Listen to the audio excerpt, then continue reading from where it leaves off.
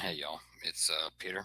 I'm going to just go through just to kind of speed things up the next time I reschedule an urban operations match. For we had some significant technical issues because the all of the tokens were a little too extra sticky to the map when we first went through it. But I'm going to go through the initial setup of the launch in Frankfurt scenario and kind of go through it slow. Just kind of gives you a good feel for how that works with the game, and then you can kind of watch this ahead of maybe joining me for the next match where we play it out. Actually, okay. All right. So I'm going to start sharing my vassal here. Give me a second. Sorry. Let's see. All right, here we go. So this is the Vassal 1.08b, which is edited because the tokens were kind of not being editable. I'll show you what I mean by that. So, for example, these barricades and so forth, the population one, let's take the population one here. Before, when we were playing it, it wasn't editable once it came here. What's also kind of interesting is they don't have a deletion, which is fine. We can at least move them off map. But I just noticed that I might be able to fix it before next time we play. So we also have barricades and stuff, breaches and so forth that we need to be able to at least move and be able to use throughout the match. Again, I think these wouldn't really be masked by anybody. These are pretty much viewable by green and red in this.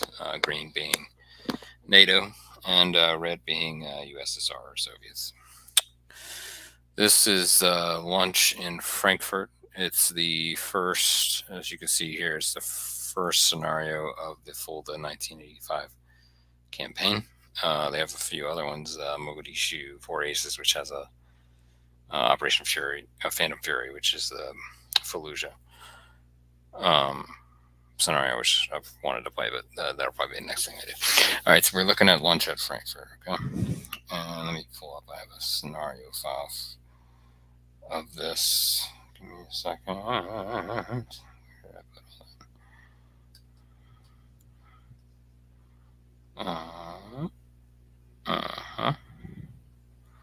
Okay, so there's in most urban operations matches and most of the scenarios within the campaign and the individual scenarios, you get individual side player mats, right? Scenario setups for each player. But you additionally, which kind of shows you the impulses, as they call them, or in French, impulsion. I hope I pronounced that right. If I mispronounce French throughout this, please excuse me, all the French. The game was originally written in French by Sébastien de Perret. I hope I'm pronouncing that right. Perret. It might be Perret. Forgive me if I mispronounce your name, Sebastian. I'll hopefully ask you how to pronounce it properly if we have an interview at some point. So this scenario is, again, lunch at Frankfurt, and let me just read through the summary level. Okay.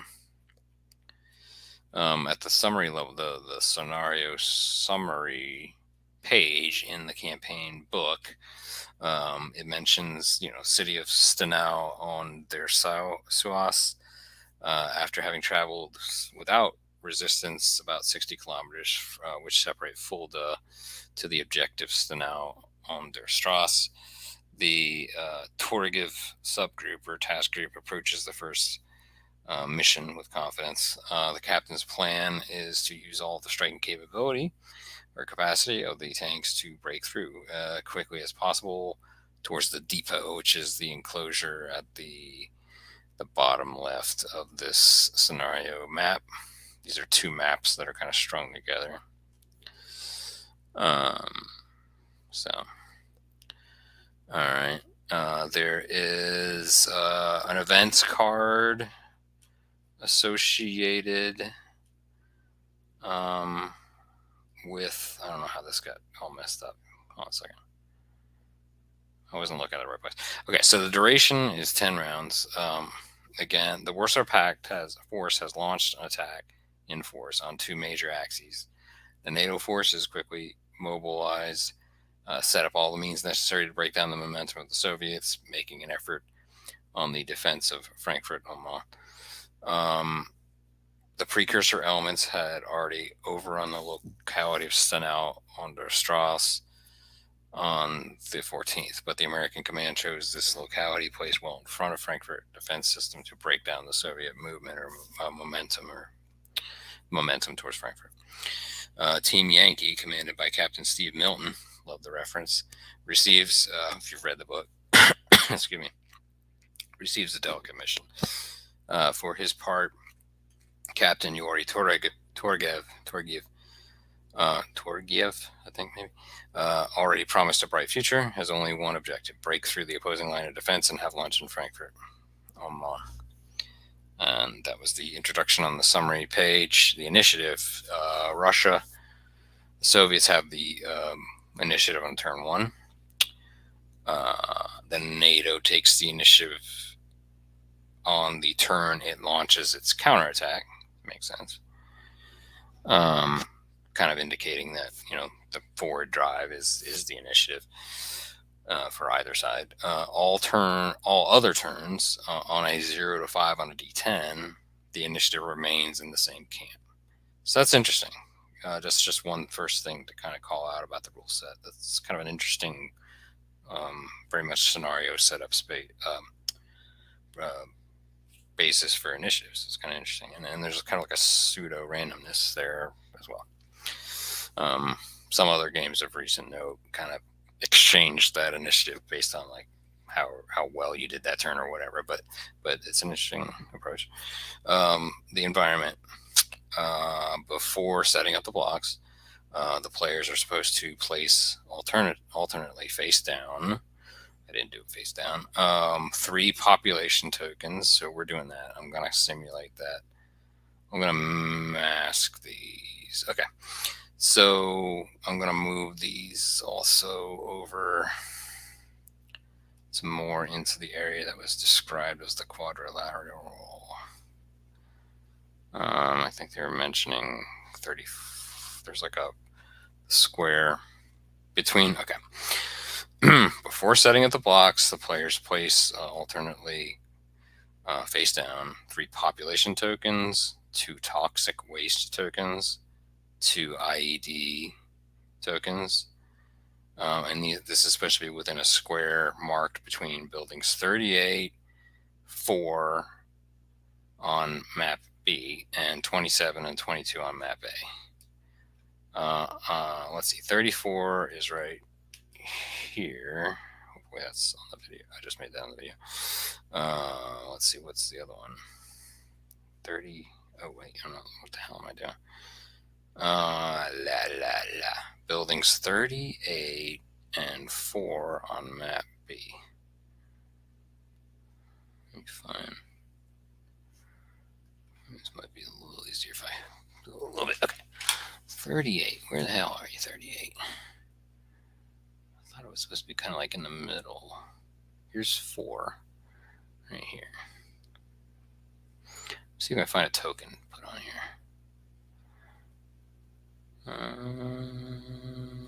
Let's see what this does. Okay, so here's one.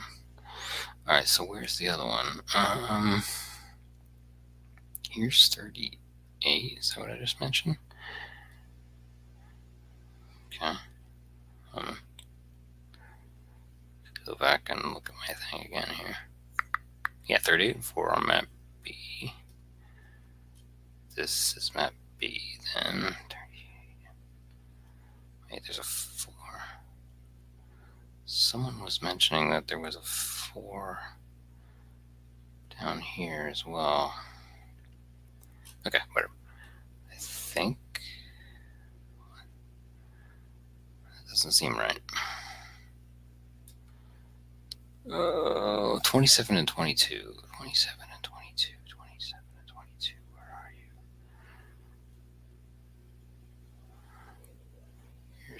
22. There's something there.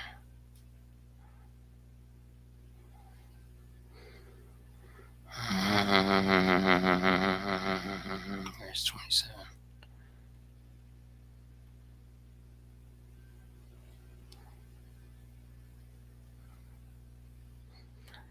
Not the easiest thing to find these things. Where in the hell is 27?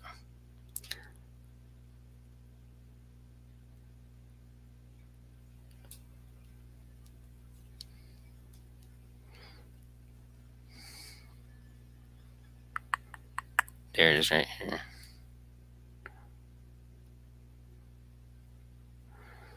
Okay, I'm assuming then that these 27 and 22, and then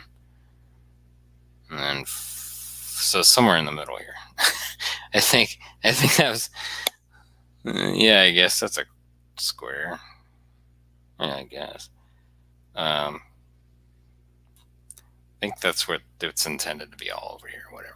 All right, so let's go look at these boards here.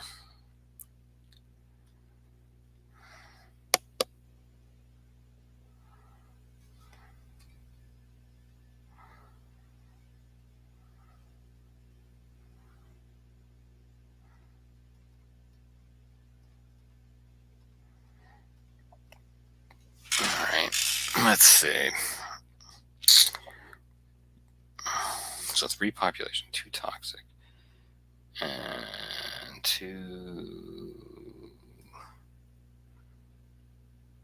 IED. All right.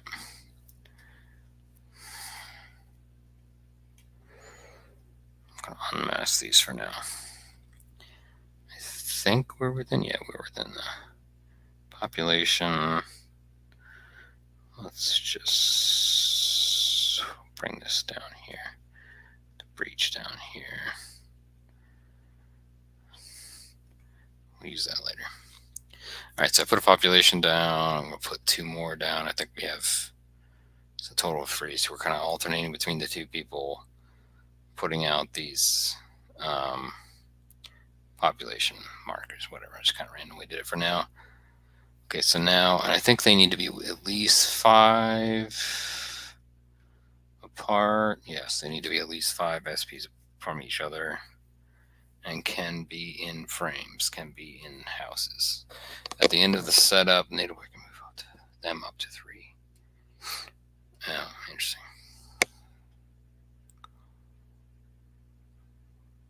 And the NATO player may add 2 barricade counters face down. So we did the population. We need to do toxic waste.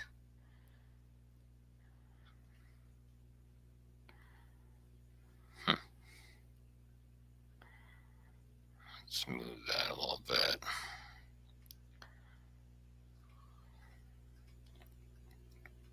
I think I might have removed something I shouldn't have from this token, but we'll fix it. So wherever it's at is, well, actually the place where the top of it's at is the starting point, and then the wind is actually saying that it's going to be this direction. So maybe I can label it. I don't know. No, I can't do that. All right, I think when I fix this to be movable, I might have messed up its ability to turn, but all right, whatever, who cares? It's going this way. All right, let's do another one of those, and we'll put it kind of like up here. Something really weird must have happened up here. Somebody let loose their sanitation system over here, or what, I don't know. All right, so then I think we're still within the confines of that quadrilateral. Hopefully I got that four-sided square, four-sided space, appropriate or not, but we can argue that later. 2 IEDs between buildings 30. Okay. Okay, that's it. So let's get the IED tokens out there. Just put them at least 5. Makes sense to be more on the side there. I don't know. Let's put one down here.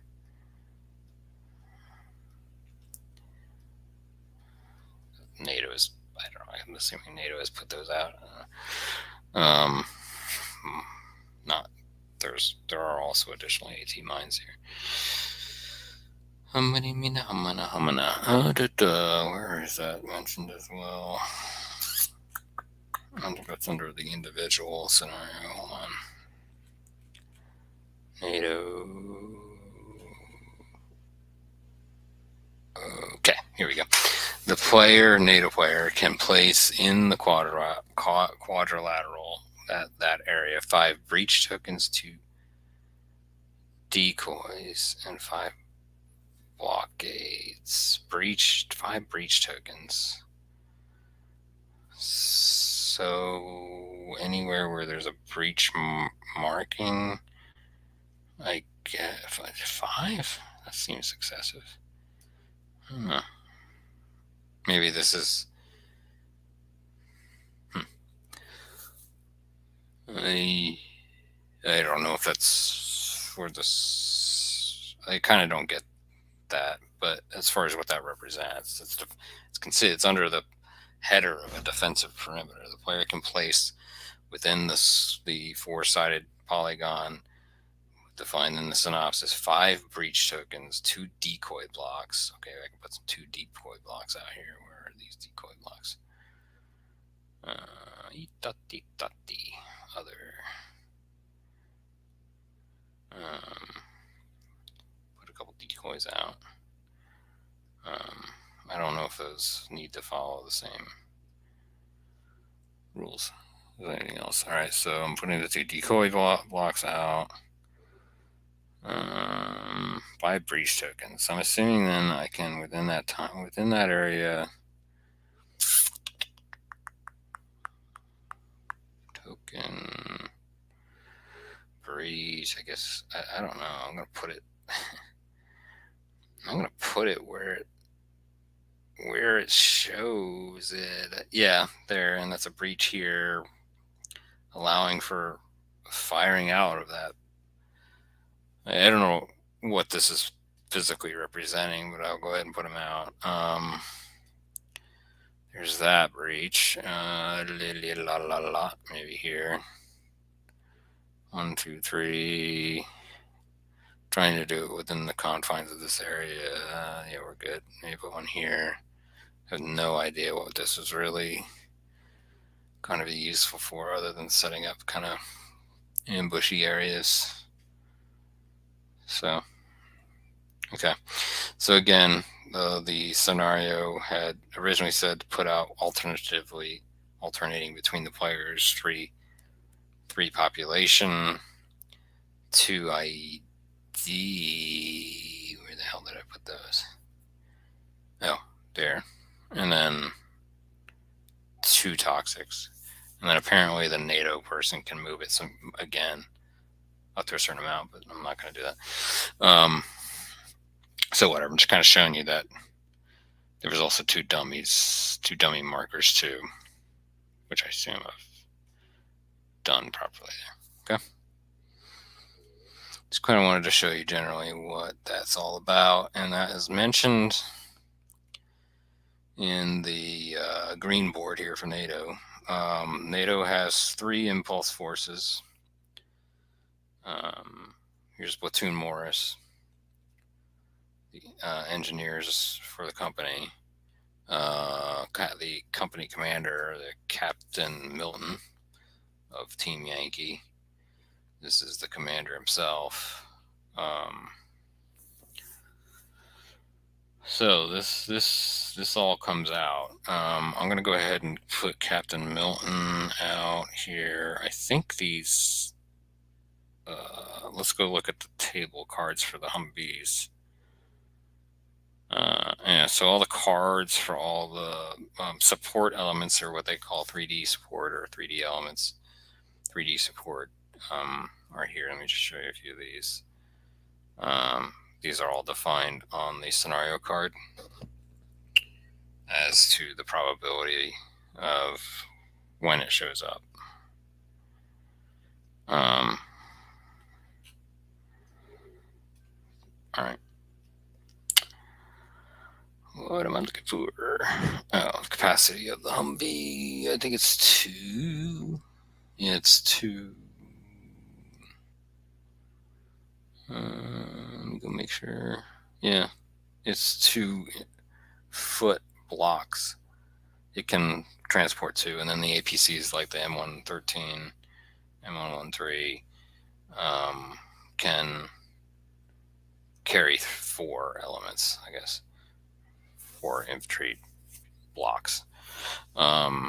So just kind of making note of that as we put these down. I'm going to go ahead and get the commanders down. They're Humvees, at least for now. I'll go ahead and put a sniper in one.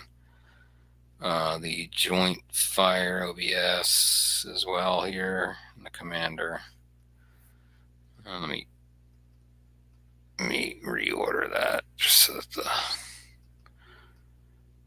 vehicles are on top there, just for visual sake. All right, so these guys are all back here. I will check that I'm within my spot appropriately. I've got 2 engineers here. For now, I'm just going to put them out. We kind of don't want them in the open, and we kind of want them protected. These guys are going to be very useful throughout these urban operations, as expected and realistically. We also have the Impulse Force 3 Platoon Morris. Let's go ahead and pull out the vehicles for this element or unit. Platoon. All right, so then we're going to put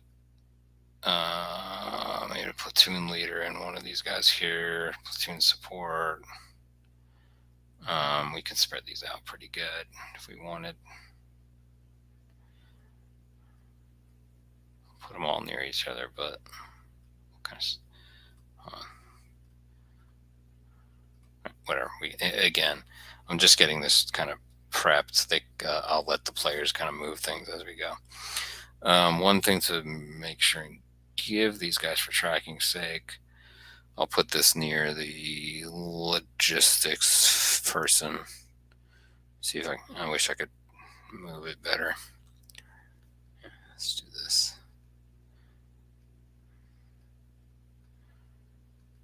Okay, there we go. I think it's usually the logistics or support. Hold on. They're joint. Well, you gotta look for all the ones with the basically the Red Cross symbol on it. That's what they use for. Who's the other guy with it? Okay, it's the platoon support. So this, that represents both. Supporting as an action represents both, medical and refit or upfit,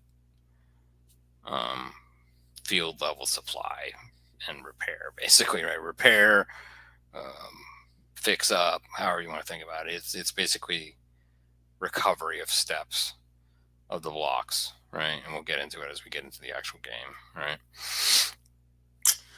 Now, for this particular scenario, the company level has a support supply as well, which I would probably put with the overall logistics here. I think I did that wrong. Yes, I did that wrong. So the 2 really is not here. This is here with the company level command. And separate this a little bit. Just logistically, this is not really going to be the start point. And then this is probably going to be with the platoon support person. Okay, like right here. It's kind of neat. That means that at the platoon level, you have some localized, support and aid and assistance for immediate help. But then if anything additionally goes FUBAR, you you can bring in the company level support, etc. All right, now for this scenario, and they mention it here, these platoon Mayer, and platoon Ramirez, they can come in at either, and they both come in the same turn, whichever one you pick. They can come in turn 3 or 5. I got the impression from reading the scenario description that it kind of hinted that you were supposed to kind of take a piece of paper and set that aside. I got the impression now, but I just don't know why you wouldn't just let them either do turn 3 or 5 just on the fly. I don't know. I'll check on that. So these are all going to... Didn't mean to do that. These are all going to come on board either from the west or the east, right around here. Go look at the document again. Summary level. Yeah. Axis 1 and Axis 2 are right about, I think, like, what the hell? No, it's a little up. It's like here. Doesn't match the image.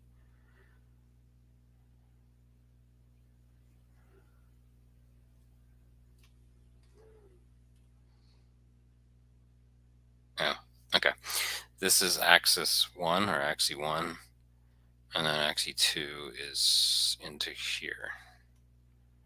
Yes. I think yep, got that right. All right, so yeah, either here or here at turn 3 or 5. I think the scenario was designed to pick that at the start. I don't know necessarily. I mean, they give you the option to do 3 or 5, but I would think that you can just do it in the initial phase of either of those. So we'll see. That's how I'm going to play it until I get proved otherwise. So I think we're generally... Oops. Let me get these guys... Put these guys in the wrong area here.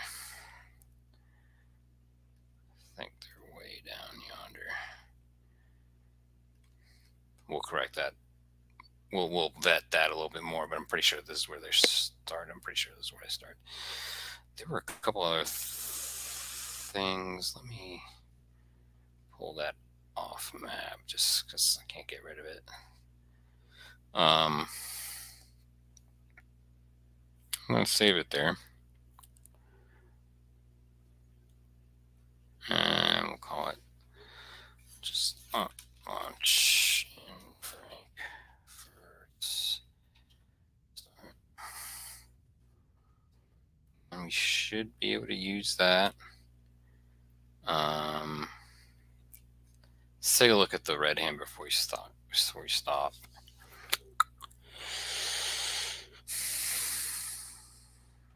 Let me look at the scenario description too. I kind of want to just show you what we got here. Similar size, but it's company size. But let's see. The card for this is... Oh, there's another couple other things to point out here. Not only does it tell you where to set them up, but also what the exact card is to use, which is kind of nice. And let's say, for example, engineers and BTR 70 for the ABC. You look those up on the table for the card references for those. Here's the BTR 70, and then here's the engineer. Oop, that's not the right engineer. Here's the engineer card. So whenever you need to use 2 cards, they kind of clearly tell you at least. Let's see if there's another combination. Infantry and BMP2. Here's BMP2. Right. And it also shows you see the 4 kind of bluish purple. That's the infantry capacity of it. So they can hold 4 blocks of infantry, whatever they may be representing. And infantry is this card, I think. And so the actual infantry is the block there on the right, which has an AK-47 and a RPG-7. If I'm assuming each infantry squad has, or team has, I think that's probably squad. No, it's probably team. Probably, I don't know if there's a logistic limit of that. I'll have to look at those symbols. It might be one fire for the duration. I don't know. I need to go look at that a little bit more as far as logistical limits of some of these range fire weapons. Let's see if there's any other, like these tow missiles. I don't. I'll have to reread on that. It might be the symbols.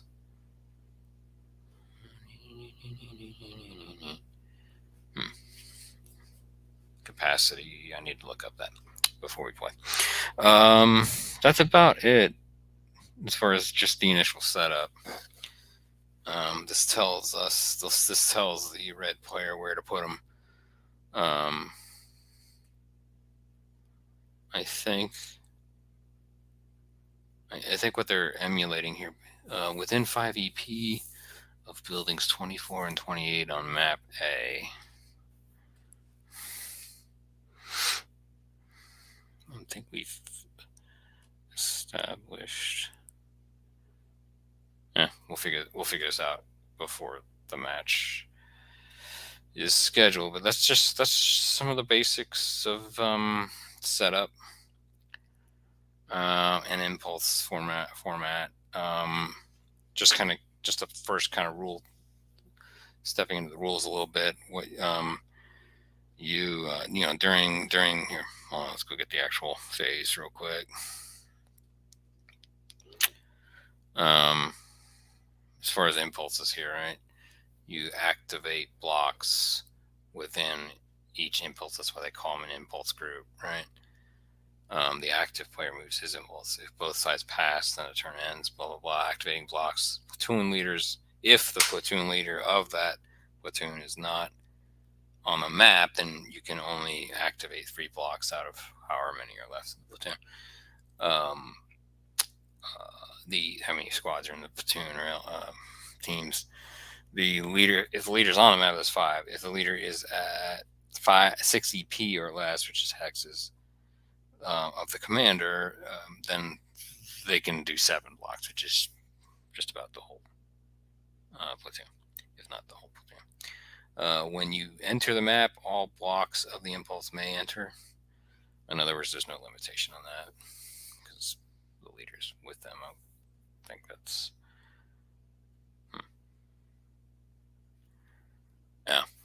that's a little bit of a bonus if they're not close enough to the overall company commander. That's that. I'm not going to get too deep into the rules. I'm going to go back over them a few more times before we play. Just kind of gives you an idea how things are set up for now.